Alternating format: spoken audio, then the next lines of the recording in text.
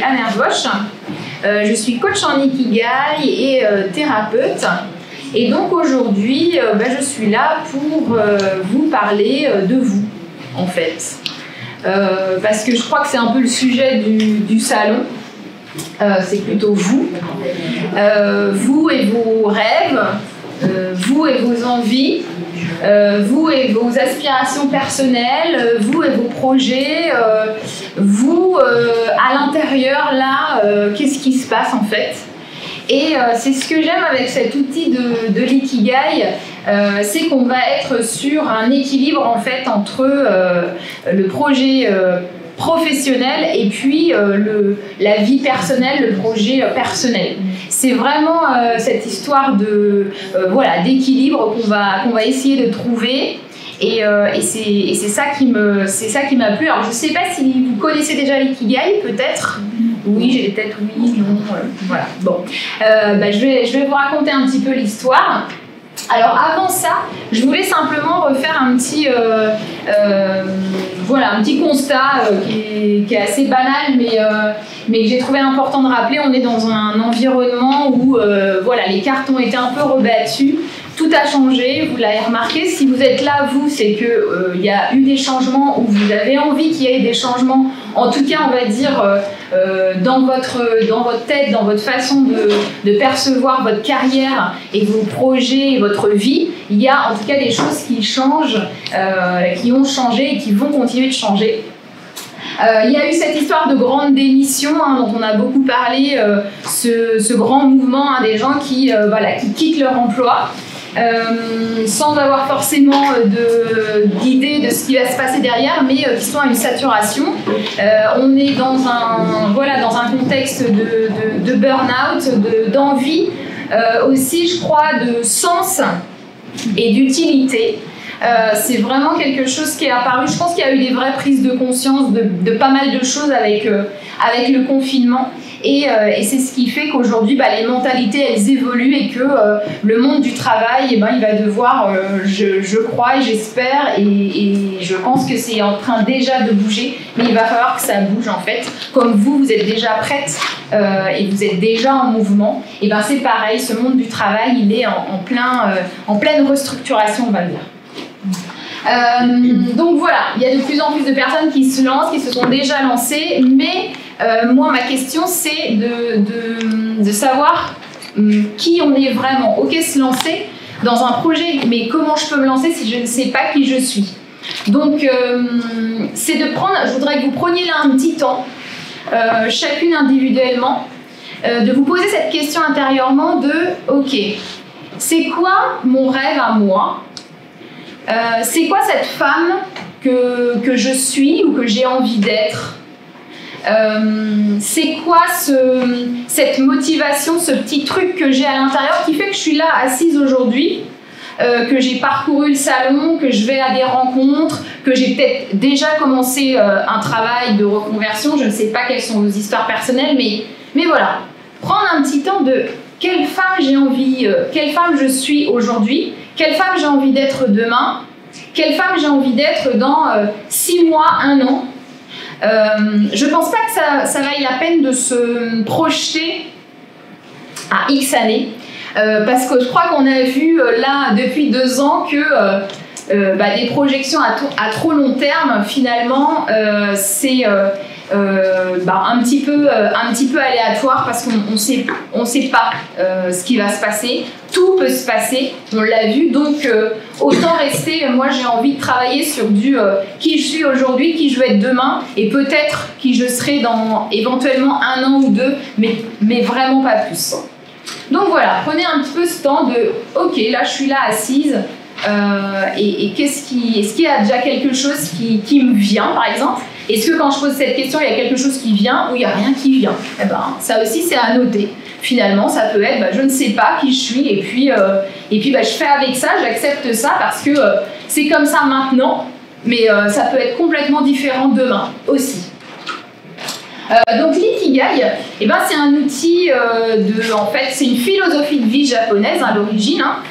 Ça vient de l'archipel d'Okinawa au Japon et en fait des chercheurs se sont intéressés finalement à ces centenaires qui vivent donc en bonne santé, parce que c'est ça l'intérêt, hein, parce que ça sert à rien d'être centenaire et gravataire, on n'a pas trop envie. Donc là, ce sont des centenaires. Il y a plusieurs régions dans le monde en fait. Hein. C'est pas que à Okinawa au Japon, mais il y a plusieurs régions dans le monde, en Sardaigne aussi, en Californie, en Grèce. Où il y a des centenaires qui vivent en bonne santé, et donc les chercheurs et la neuroscience s'est intéressée au comportement. Qu'est-ce qui fait que ces gens vivent en bonne santé? Qu'est-ce qui fait que ces gens vivent longtemps en bonne santé? Et il y a des dénominateurs communs qui sont ressortis. Il y en a 9 en tout. Alors je ne vais pas vous raconter ça aujourd'hui, hein. Vous pourrez, si ça vous intéresse, on pourra en reparler. Mais il y a dans ces dénominateurs communs trouver un sens, en fait. Avoir un sens, savoir pourquoi je suis là, qu'est-ce que je fais là et où je vais. Hein. Ça paraît un peu banal dit comme ça, parce que je trouve que ça paraît un peu quand même logique quand on est dans sa voiture et qu'on a un GPS mais qu'on ne sait pas ce qu'on met comme destination. Ben, demandez à votre voiture d'y aller, même le meilleur GPS vous conduira nulle part en fait, parce que vous ne savez pas où vous allez.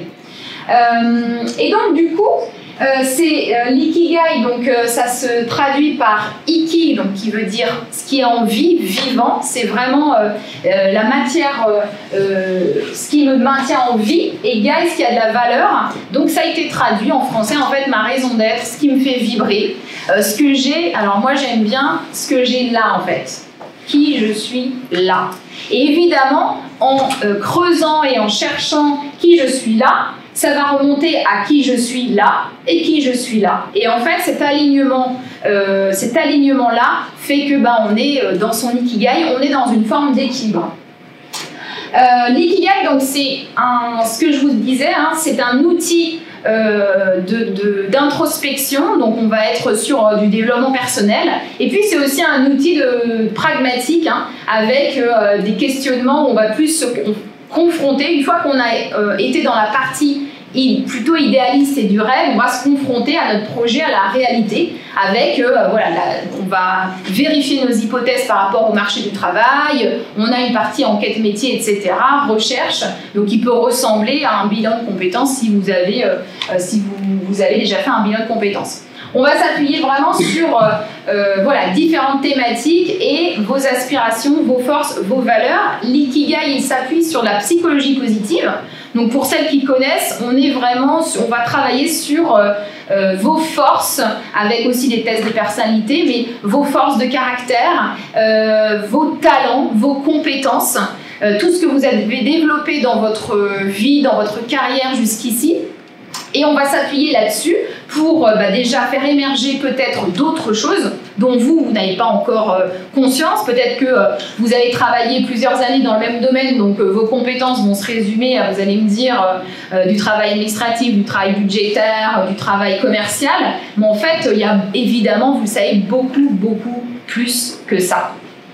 Alors, l'ikigai, voilà comment ça se présente.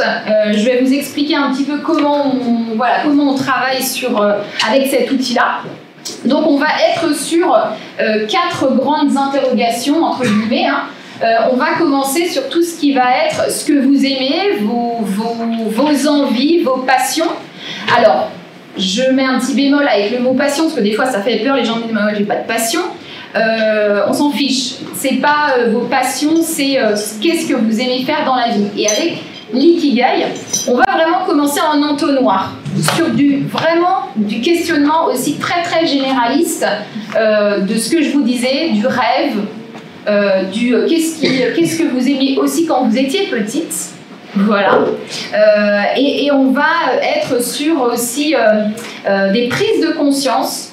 J'ai souvent ça avec les personnes que j'accompagne, elles me disent moi j'aime bien faire de la cuisine, mais bon je fais ça pour ma famille, ça m'amuse. Voilà, souvent les gens me disent ça m'amuse, c'est un petit truc.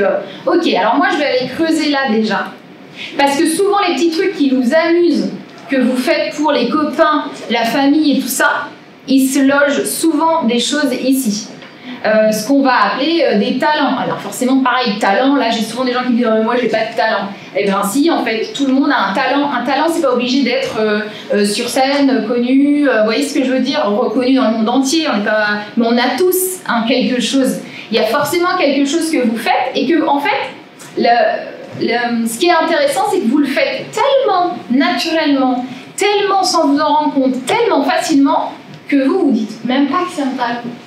Vous dites, bah, c'est moi, je fais ça, je suis comme ça. C'est moi, je gribouille des petits dessins sur le coin d'une table quand je m'ennuie à des dîners de famille. C'est moi qui je fais du théâtre depuis plein d'années. Et bien sûr que c'est un loisir. Alors, je ne dis pas qu'on va transformer tout ça et qu'à la fin, votre ikigai, c'est de devenir comédienne. Et peut-être que si, d'ailleurs, je ne sais pas.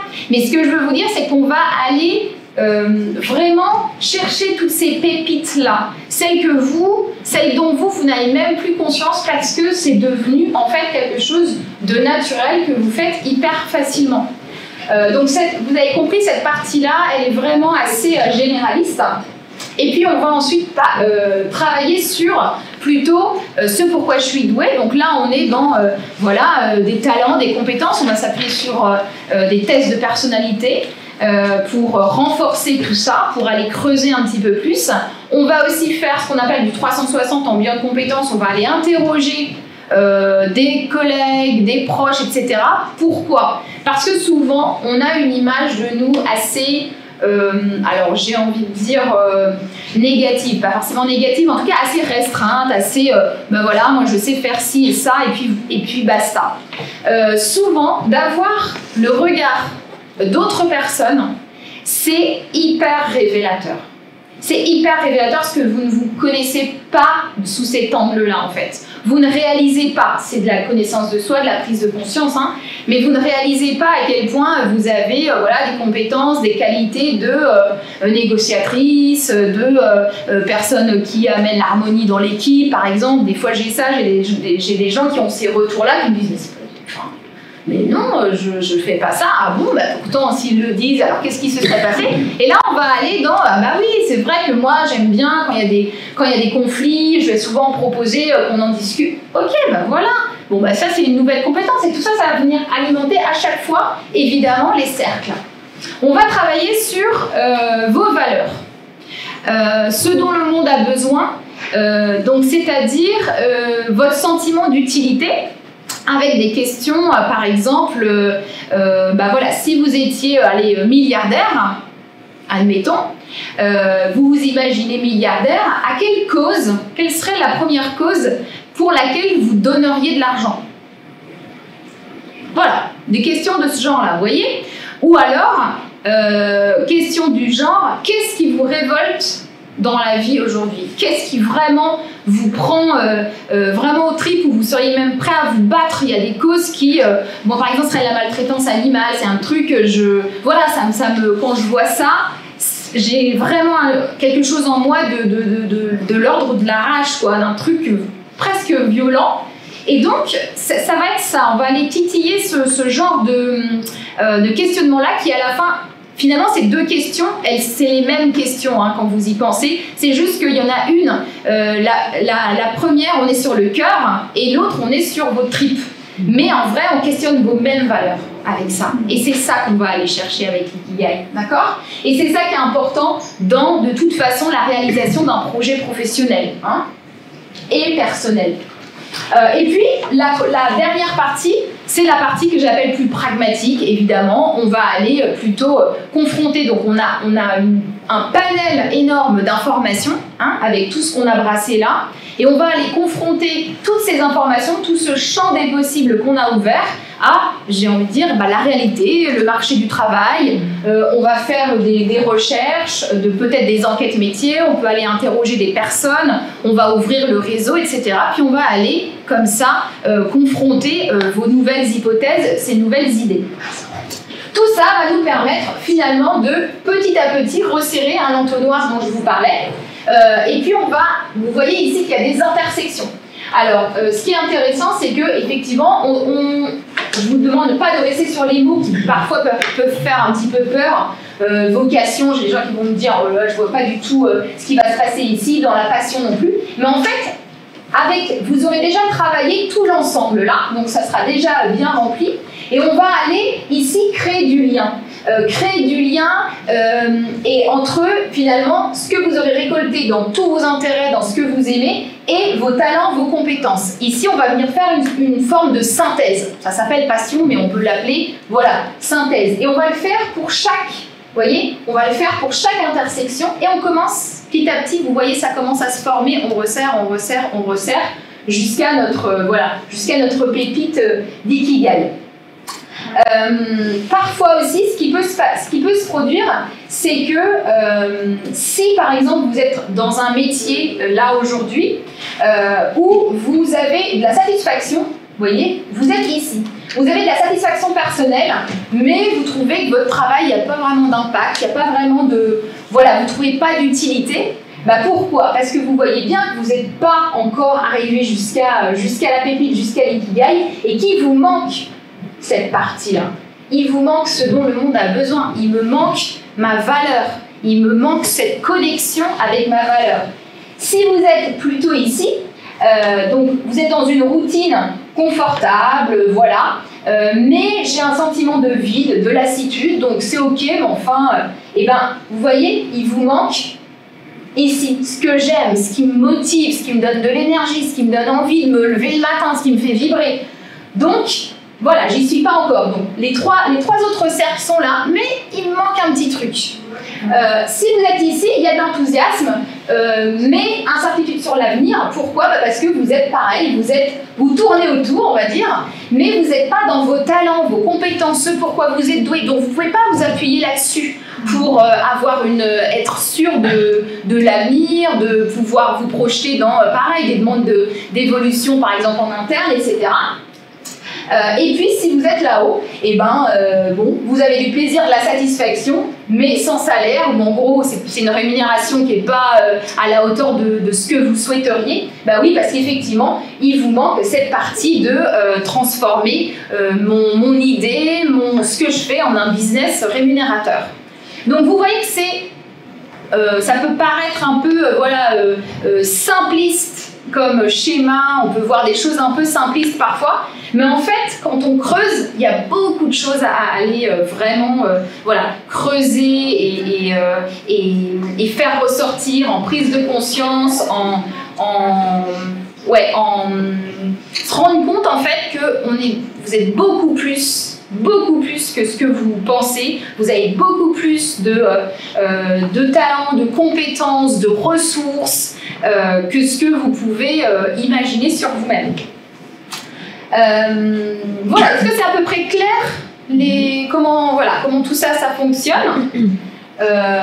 Voilà, donc l'ikigai pour moi c'est vraiment un outil j'ai mis de fun et de joie parce que c'est je trouve ça assez dynamique. On va être sur un projet professionnel qui est vibrant parce qu'on va aller chercher, comme je vous disais, ce qui se joue vraiment ici. Dans votre personnalité aussi, on a tout un aspect plutôt équilibre vie pro, vie perso. Ce sont 5 séances d'1h30, c'est 7h30 de face à face en fait pour révéler cet ikigai. Et puis ça se passe par des prises de conscience, vraiment. En fait, l'ikigai, effectivement, il y a plein de bouquins qui existent. Vous avez déjà dû voir beaucoup de choses sur Internet. C'est différent vous pouvez, peut-être vous l'avez déjà fait vous-même d'ailleurs, c'est pas aussi simple qu'on pense de remplir son schéma et c'est dans vraiment l'accompagnement, ça change tout parce qu'il y a un miroir, il y a des choses que vous n'allez pas voir, il y a des réflexions et moi en fait je vais juste vous faire changer un petit peu d'angle de vue. Vous voyez, moi j'aime bien donner ça comme image avec les personnes que j'accompagne, c'est qu'ils sont là à un moment donné. Et avec l'ikigai, on ne va pas faire un pas comme ça.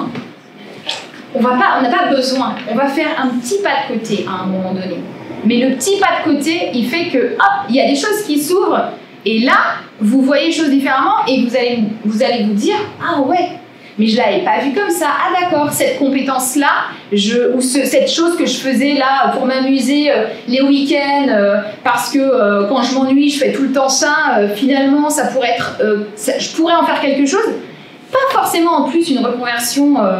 Moi, j'ai plein de personnes que j'accompagne qui partent pas dans une reconversion, mais qui ont retrouvé à un moment donné dans l'emploi dans lequel ils sont, ils ont vu ça d'ici, alors qu'ils étaient là coincés dans leur truc depuis longtemps et que non mais il n'y a rien à en faire, enfin, franchement c'est bon, j'ai regardé à droite, j'ai regardé à gauche, il se passe rien. Ouais, mais en fait quand je bouge vraiment, pour le coup, il y a quelque chose qui se passe, il y a comme des œillères qui s'ouvrent et c'est ah ok, ah ouais d'accord, c'est pour ça que j'étais là. Pourquoi? Parce que j'avais besoin de tac, tac, tac, tac. J'avais besoin de cet équilibre-là et je l'avais plus. Là, j'ai pris conscience que je pouvais le retrouver dans mon travail ou dans une activité d'ailleurs extra-pro. J'ai plein de personnes qui parfois me disent, en fait, vont avoir compris que leur ikigai, leur besoin, c'est vraiment cette utilité aux autres, vraiment ce truc de non, mais dans mon boulot, en fait, c'est pas assez. J'ai pas assez ce sentiment d'utilité, ce don. Ok, ça fait longtemps que je parle d'être bénévole dans une asso. J'ai jamais le temps. Là, en fait, vous allez vous rendre compte que c'est pas de temps dont vous avez besoin. C'est indispensable pour l'équilibre du reste. Ça veut pas dire que vous allez devenir, que vous allez vous lancer dans du social. Peut-être oui, mais peut-être pas. Ça veut simplement dire, ok, je vais aller toquer à cet asso au bout de cet asso de quartier, et puis je vais proposer mes services, et puis on va voir. Ça peut être ça. Ça peut être évidemment un changement si vous en avez envie, mais ça peut être ça, tout simplement. Ou ça peut être, je vais reprendre la peinture, je vais prendre des cours de peinture parce que en fait c'est mon kiff, c'est ça que j'aime faire, mais que j'ai tout simplement lâché l'affaire. Ma créativité est pas nourrie dans mon boulot, et en fait je suis quelqu'un de très créatif. On se remet à la créativité. La créativité, ça passe par quoi? Plein de choses. Et on va aller explorer le champ des possibles. Plein de choses. Et c'est juste, je rajoute ça dans ma vie, mais en fait, c'est pas juste ça. C'est je rajoute cet ikigai-là, qui fait que tout le reste prend un autre sens, en fait.